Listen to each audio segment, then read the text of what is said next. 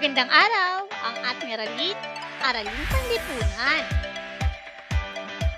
Pangarap ko, ipagmamalaki ko. Unang markahan, ika-8 linggo. Ang layunin ng ating aralin ay nakatutulong upang lubos na maunawaan at maipamalas ang pag-unawa at pagpapahalaga sa sariling pamilya at bahaging ginagampanan ng bawat isa. Narito ang mga paalala sa online class. Una, ihanda ang sarili. Ikalawa, ihanda ang mga kagamitan. Ikatlo, maging maagap sa oras. Ikaapat, buksan ang camera at i-off ang mikropono kapag may live session. Ikalima, maging magalang. At ika-6, mag-focus sa iyong pakikinig. Pagkatapos ng araling ito, inaasahang maipagmamalaki mo ang sariling pangarap o ninanais sa pamamagitan ng malikhaing pamamaraan. Gawain sa pagkatuto bilang isa. Isulat sa iyong sagutang papel ang tamang pagkakasunod-sunod ng mga letra upang mabuo ang tamang salita na tinutukoy. Anong salita ang iyong nabuo? Ano-ano ang iyong mga pangarap sa buhay? Mahalaga ba ang may pangarap? Ano sa palagay mo ang dapat mong gawin upang matupad ang iyong pangarap? Gawain sa pagkatuto bilang 2. Basahin at unawaing mabuti ang kwento. Ang pamagat ng kwento, Ang Batang Masikap ni Rosalie P. Rada. Humanda na sa pakikinig. Sa isang malayong lugar ay nakatira ang pamilya ni Amy. Mahirap at salat sa maraming bagay ang kanyang pamilya, kaya sa mura niyang edad ay tumutulong na siya sa kanyang mga magulang. Tumutulong siya sa iba pang gawain para gumaan ang pasanin ng kanyang mga magulang. Maging sa pagtatanim sa bukid ay tumutulong na siya sa kanyang nanay at tatay. Sa kabila ng kanilang kahirapan ay masayahin at positibo pa rin ang pananaw ni Amy sa buhay. Hindi siya nawawala ng pag-asa na balang araw ay magiging maayos at maganda rin ang kanyang buhay. Kaya lagi niyang sinisikap na makapasok sa paaralan. Isang araw, naisipan niyang mamitas ng bunga ng bayabas sa kanilang taniman. Alam ko na, wika niya sa kanyang sarili. Ititinda ko ito sa aking mga kaklase para magkapera ako at makabili ako ng mga lapis para sa amin ni Wena. Pagdating ng recess, ipinakita niya ang mga dalang mga bayabas sa kanyang mga kaibigan at inalok ang mga ito. Agad naman itong binili ng kanyang mga kaibigan at mga kaklase, kaya naubos ito kaagad. Tuwang-tuwa si Amy dahil makakabili na siya ng lapis para sa kanilang magkapatid na hindi na kailangang humingi ng pera sa kanilang mga magulang. Masayang-masaya naman ang mga magulang ni Amy dahil kahit sa murang edad niya ay nakakagawa na siya ng paraan para makuha niya ang kanyang munting gusto at kailangan. Naibigan niyo ba ang kwentong binasa ng guro? Narito ang gawain sa pagkatuto bilang 3. Piliin ang letra ng tamang sagot sa bawat tanong. Isulat ang sagot sa iyong sagutang papel. Unang bilang, sino ang pangunahing tauhan sa kwentong inyong narinig at aking binasa? A. Ara. B. Amy. C. Ami. Piliin ang titik ng tamang sagot. Ikalawa, saan nakatira ang pamilya ni na Amy? Saan nakatira ang pamilya ni na Amy? A. Sa isang syudad. B. Naninirahan sa ibang bansa. C. Nakatira sila sa malayong lugar.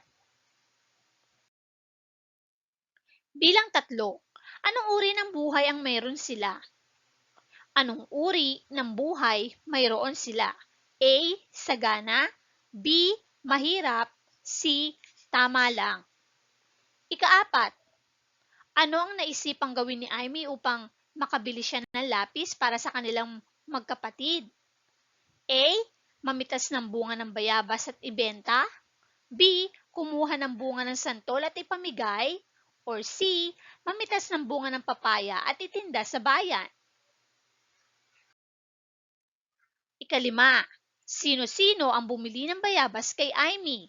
A. Mga kalaro niya. B. Ang kanyang mga kapitbahay. Or C. Ang kanyang mga kaklase at kaibigan.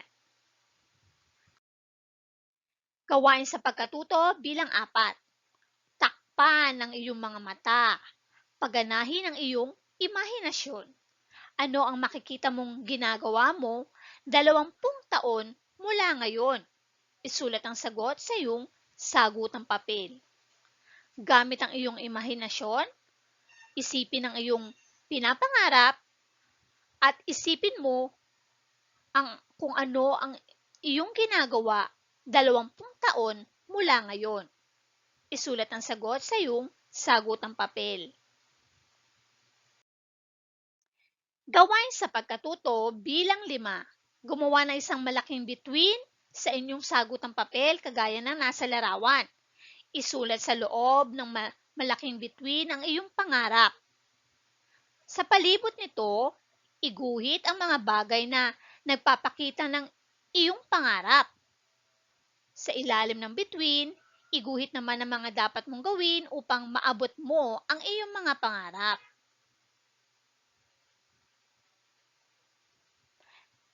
Naintindihan mga bata ang gagawin? Sa iyong sagutang papel o kwaderno ay gumuhit ka ng isang malaking bituin. At sa loob ng bituin ay isulat mo ang iyong pangarap.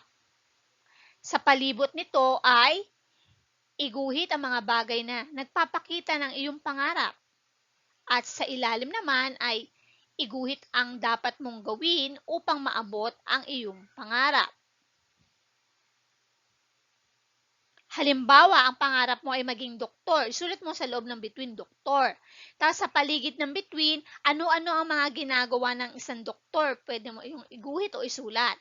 At sa ilalim naman ng bituin ay ano ang dapat mong gawin para maabot mo ang iyong pangarap na maging isang doktor. Natutuwa ka sa iyong taglay ng mga talento at kakayanan dahil nagagamit mo ito upang matupad mo ang iyong mga pangarap at naisin sa buhay. Nais mong ibahagi at ipagmalaki sa iba ang iyong pangarap upang magsilbing inspirasyon sa kanila. Ano-ano kaya mga pamamaraan ang nararapat mong gawin sa iyong pagbabahagi?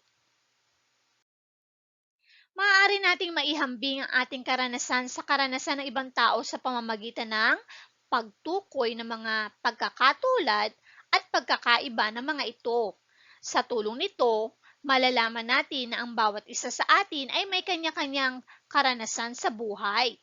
Nararapat lamang na igalang natin ang karanasan ng bawat isa. Gawain sa pagkatuto bilang 6. Pag-aralan ang bawat larawan. Suriin ang may wastong pagbabahagi ng pangarap at talento. Isulat ang letra na napili sa iyong sagutang papel. A, B, C, o D. Gawain sa pagkatuto bilang 7. Basahin at unawain ang bawat sitwasyon.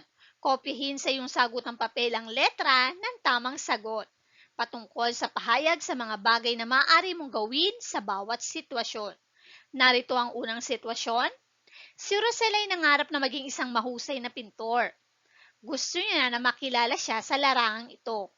Paano niya maipagmamalaki ang kanyang pangarap? A. Mananahimik na lang. B. Lilikha siya ng magagandang obra. C. Gagayahin ang ginawa ng iba. Or D. Hindi na lang gagawa. Piliin ang titik ng tamang sagot. Si Isay ay isa sa mga mahuhusay gumuhit sa kanilang klase. Paano niya ito na ibabahagi sa kanyang kaklase? A. Tumigil na lamang sa pag-aaral. B. Sumama sa mga kaibigan sa labas. C. Maghanap agad ng trabaho kahit hindi nakapag-aral. Or D. Tumulong sa kamag-aral na nangangailangan ng tulong. Ikatlo, mahusay umawit si Elmo. Paano niya maipagmamalaki ang kanyang talento? A. Hindi na lang sasali. B. Aawit sa loob ng bahay. C. Magtatago kapag may nakakarinig. Or D. Sasali sa patimpalak sa kanilang barangay. Ikaapat, sina Dana at Kara ay kambal. Ginagamit nila ang kanilang husay sa pagsayaw upang makatulong sa kanilang mga magulang. Paano kaya nila ito nagagawa? A. Pagsayaw sa mga okasyon na walang bayad. B. Pagsali sa mga patimpalak. C. Pagsaya sa loob o pagsayaw sa loob ng bahay. At D. Pagpapatawa.